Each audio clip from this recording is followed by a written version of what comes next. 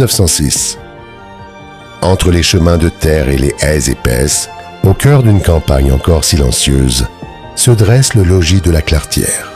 Une demeure ancienne, fière et pourtant marquée par le temps.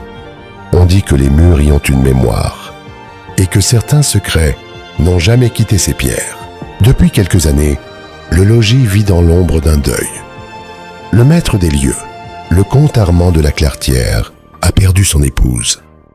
Depuis, il n'est plus tout à fait le même. Armand est un homme respecté, droit, silencieux. Son regard semble toujours ailleurs, comme s'il écoutait quelque chose que les autres ne peuvent entendre. Dans le logis, chacun a appris à se taire, à respecter les silences, à ne pas poser de questions. Mais un domaine ne vit jamais seul. Il y a Bastien, le régisseur, un homme de terrain, honnête, présent. Il connaît chaque pierre, chaque champ et surtout chaque regard. Bastien parle peu, mais il voit tout.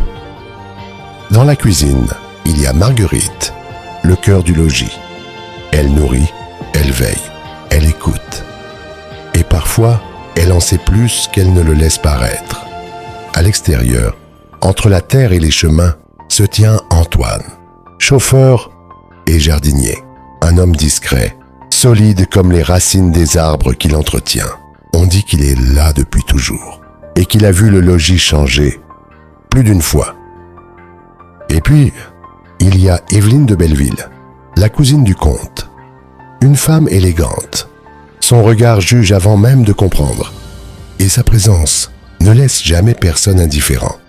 Non loin du domaine, vit Monsieur François, un homme sans titre, mais pas sans pouvoir.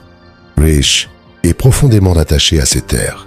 Certains disent qu'il observe le logis depuis longtemps. Mais ce jour-là, quelque chose va changer. Une jeune femme franchit les grilles. 22 ans. Elle s'appelle Élise. Sans histoire, en apparence. Un simple regard, un sourire discret. Et pourtant, dès ses premiers pas dans la cour, quelque chose semble réagir. Le vent se lève légèrement. Les feuilles frémissent, comme si le logis lui-même avait remarqué son arrivée. Au logis de la Claretière, rien n'arrive jamais par hasard. Et Élise n'est peut-être pas là par hasard non plus. Certains secrets dorment depuis longtemps, mais il suffit parfois d'une seule personne pour les réveiller.